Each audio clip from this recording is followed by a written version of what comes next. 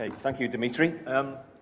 As Dimitri said, my name is Roger Maklaflin. I work for Vodafone in the UK, and over the next 20 minutes or so, what I'm going to be doing is talking to you about our approach to business continuity, more specifically, our approach to business continuity certification and how we use that to move from business continuity being something as a defensive standpoint in the company and talking to our customers, and changing that into something positive, something that we now sell, and something that is a major differentiator for us and our competitors.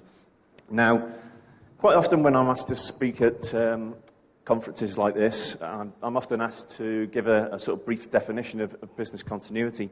And those definitions can often run from 2 or 3 sentences to 2 or 3 pages. But I went to see a comedian in the UK a couple of months ago, and as part of his act, as part of many things that comedians do these days, he wanders down to the front of the audience and interacts with people on the front row.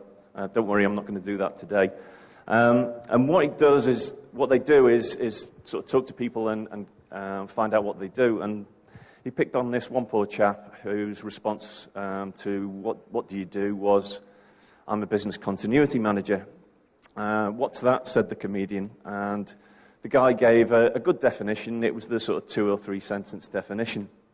And the comedian said, well, that's doesn't mean much to me. It's management speak. Can you put that in 1 sentence? And to give the guy credit, he actually put it down into 3 words. And those 3 words were, when shit happens. Apologies for the language. I don't expect to see that definition to appear on Wikipedia anytime soon, but I think it gives you a good idea of certainly what the world of business continuity is for us that live there. Okay, what I'll first of all do is just take a minute to introduce Vodafone to you, just in case you're not aware of it. It's a UK company. We've got over 10,000 employees in the UK. We have over 18 million customers. The infrastructure that we use in the mobile telecommunications covers 99% of the UK geography and also 99% of the population. On a daily basis, we handle about 60 million calls and 20 million texts, but that's on an average day. So, for example, on New Year's Eve this year, we handled 170 million SMS text messages. So that's about 8 or 9 per person in the UK, and I was probably responsible for some of those as well. Vodafone, however, is a global organisation. Its headquarters are in the UK. Depending on which way you calculate it, we like to think we're the largest mobile telecommunications company in the world. We're one of the largest companies listed on the London Stock Exchange, and we're known as Vodafone in over 27 other countries across 5 continents. We also have 40 partner networks around the world who we work with very closely, and where we're known as Vodafone, we have over 250 million customers, so it's quite a large customer base that we have to service. Just to give you an idea of what that looks like, and you'll see that there's Russia is also coloured in red, and that's to show our partners here who are MTS, but it just gives you an idea as to the sort of scope and breadth of Vodafone around the world. Now, about 2 years ago, we thought, well, we're pretty good at doing business continuity in Vodafone, but we always wanted to improve that. So we went to a conference similar to this, where the speakers were talking about a new business continuity standard developed in the UK but is actually sold around the world. And they put up this slide. Now, a lot of the reasons for why we would use a business continuity standard, a lot of them are there and they make sense. But what we wanted to do was understand why it was going to be important for us. What would we get out of it? So what we wanted to do was understand what does the standard mean to us? And what we found was that the standard is actually split into 2 parts, part 1 and 2. Part 1 is the code of practice, the best practice. It's the how-to guide for business continuity. And it's written in user-friendly language. It's easy to pick up, it's easy to read, and we were reasonably comfortable that we were working along the lines of best practice. The interesting part was part 2, which was the specification. And this was written primarily for certification, to be audited against, so that we could get certification if we chose to work to that and demonstrate to an auditor that we work to those standards. So we started becoming interested in that, because within the past 3 or 4 years, driven primarily by the Financial Standards Authority in London, who regulate the financial institutions in the UK, they were being asked to ensure that they had full control of their risks. So to do that, not only did they have to demonstrate that they had control of their own risks, but actually the risks of their suppliers. So we were getting our major corporate customers, banks and lending houses, knocking on our door, asking us to demonstrate to them that we had business continuity under control and that we could carry on delivering the services that they relied upon if we had suffered an incident. And so one of the advantages we saw in certification was the ability to actually spend less time with those customers and being able to, and answering their questionnaires and being able to say, look, we've been independently audited on our business continuity capability. Hopefully that should be sufficient to answer your questions.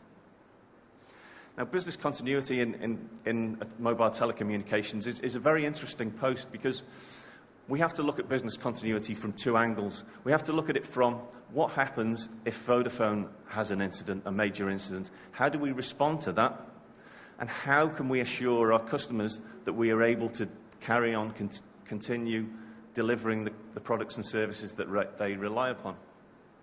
The second strand is, what happens if our customers have a business continuity incident? How can we make sure that they are able to use the products and services that we provide to them to help them manage their way out of an incident? Because 99 times out of 100, the business continuity plans of our customers will have mobile telecommunications written into their plans and how they will manage their way out of an incident. So having said all that, we thought, okay, let's look at doing business continuity certification. We said to ourselves, okay, we're going to make sure that we do this for us and that we're not just going to do it because the standards say so. So every time we make a decision, we're going to make sure that it makes good business sense. And that made life difficult for us as we went along, but made sure that we were stronger as a result of it. I'll cover a topic that's been covered quite a few times this morning, which is, where do we find the money? Now, certification in terms of business continuity doesn't really help me as a business continuity manager, because primarily certification is about our relationship with our customers, and it's about what it says about Vodafone and its approach to business continuity.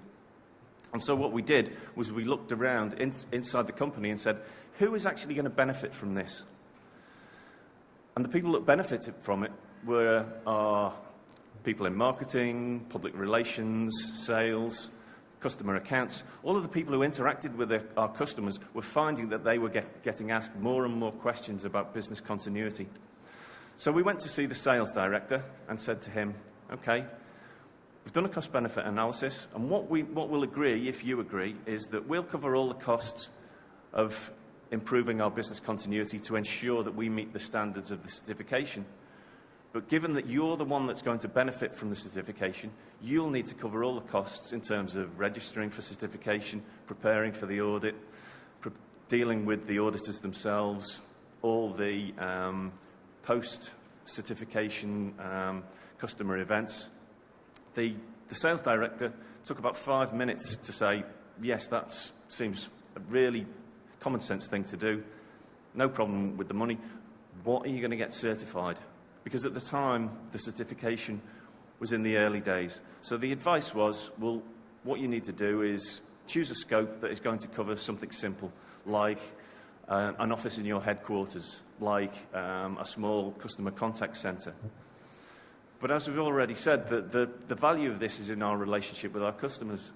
And primarily, our customers come to us for mobile and data, voice and data communications.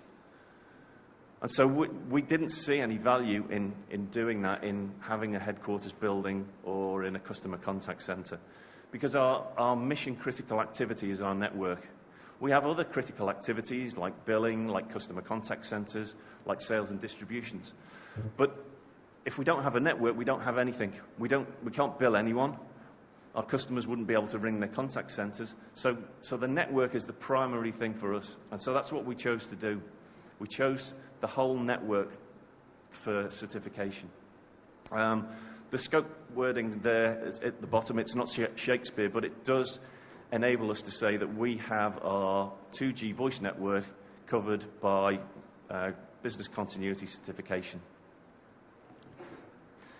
Now, this was a diagram that we had to put together, not only for us to understand what we'd got ourselves into, but also to explain to the auditors what it was that they were actually going to be auditing. And what you've got at the top there is the 2G voice network.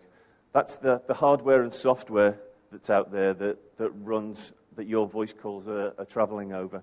There's no people involved there, and that's primarily where we focused the certification. Below that are the people. Now, as I mentioned before, there are over 10,000 people that work for Vodafone in the UK. What we had to do was identify who is it that keeps that network going. Not who improves it, who supports it, but who keeps it going 24 hours a day, 7 days a week. And the best thing that we could find that illustrated that was Christmas Day. Christmas Day in the UK is interesting in this for two different reasons. Number one is it's one of our busiest days of the year. It's one of the days when people are switching on phones for the first time that they've received as presents, but also ringing up members of their family to thank them for the presents that they've received. Second reason it's interesting is that in the UK, if you don't have to be in work on Christmas Day, then you won't be. So the only people in work on Christmas Day are the people that have to be there. And so what we did was we looked at who was in work on Christmas Day supporting the network, just literally supporting the network and keeping it working. And what we found was a very, very small percentage of that 10,500. So they're the people that we involved in the scope of the certification. Everyone outside that became a supplier. And what we found was that the audit, we were expecting the audit to cover about 80% over this side in terms of the areas I've already mentioned. And then on the other side, which was the sort of Vodafone UK approach to business continuity, would take about 20% of the time. Actually, how it worked in reality was 50% of the time was looking at our infrastructure and our people that supported that infrastructure, but actually the other 50% of the time was taken on looking at Vodafone's approach to business continuity policy, exercise and testing, training and awareness. And it was quite an eye-opener for us to find out how we were actually going to approach that.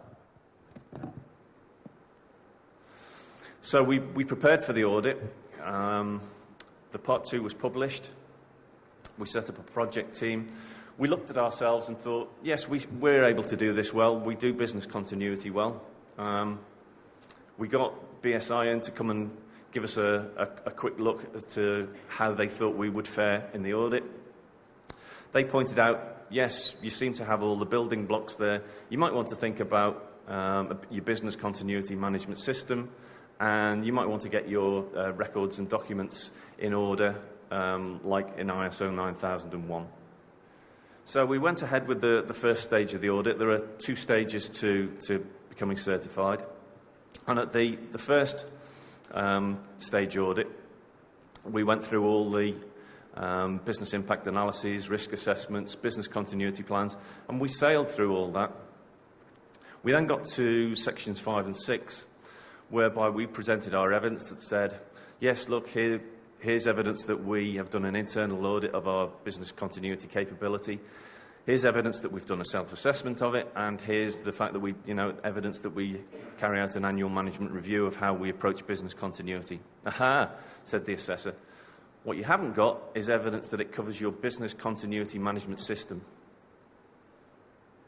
And that was the silence that we heard in our room as well, because we didn't realise what we didn't have. We went on to section 6. and that said exactly the same thing. You haven't got it for your business continuity management system. And at the time, we didn't know what that was. Can you give us an example, we asked the auditor. No, you have to come up with your own version of what a business continuity management system is.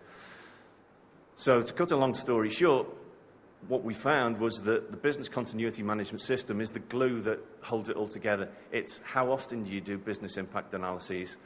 Who should do business impact analyses? Where would you do them on? How do you do risk assessment? Who controls the risk assessment documentation? Who holds business continuity plans? Who can invoke a business continuity plan? It's all the unexciting things that we hadn't really thought about. And so very quickly we learned that, okay, we're going to have to put that together. We're going to have to put a business continuity management system together. But actually, it was a very challenging thing to do. And at times we thought, this is too difficult for us, because it was such a body of work. But actually, it took us another 6 months to get to the point where we could go for certification. We got through it. We became the first mobile telecommunications company in the world to get BS 25999 certification. It was a great driver for spreading awareness across the country. I mentioned at the start that one of the drivers for us doing it was to actually reduce the amount of time spent with customers, assuring them of our business continuity capability. Actually, the reverse has been true. Now I spend a lot more time with customers talking about business continuity, but because they're interested in how we approached it and how we use business continuity certification now, not just to defend Vodafone in terms of responding to incidents, but actually to sell it and to differentiate ourselves from our competitors. We've now spread the business continuity management system around the globe, so all of our other operating companies around the world also now have a business continuity management system. But because it's important to us, we now also expect our suppliers, our key suppliers, to also work to business continuity management standards as well. What have we done since then? As I say, we've increased after our certification. We had articles in the Financial Times. If you Google BS 25999 and Vodafone, you'll get over 1,000 hits. We won Business Continuity Strategy of the Year for our approach to business continuity certification. We're also using the ICT business continuity standards as well to ensure that we have that link between disaster recovery and making sure that links with business continuity throughout the business, so that the IT is supporting the business in business continuity and isn't just looking internally at itself. And we're also improving training and awareness across the group about business continuity.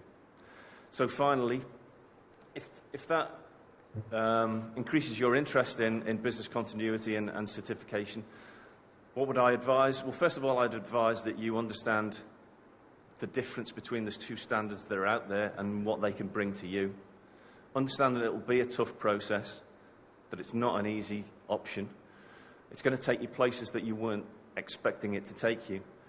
But overall, the standards for that audit need to be high and need to remain high, because otherwise our customers won't put any faith in it, and neither will we of our suppliers if they have it. So that if it becomes a tick box exercise, then the whole thing falls down like a house of cards. Our customers won't trust it, and neither will we of our suppliers. So thank you. Thank you very much. Коллеги, есть ли у нас какие-то вопросы? Вижу вопрос. Коллеги, прошу подойти с микрофоном. 1 second, please.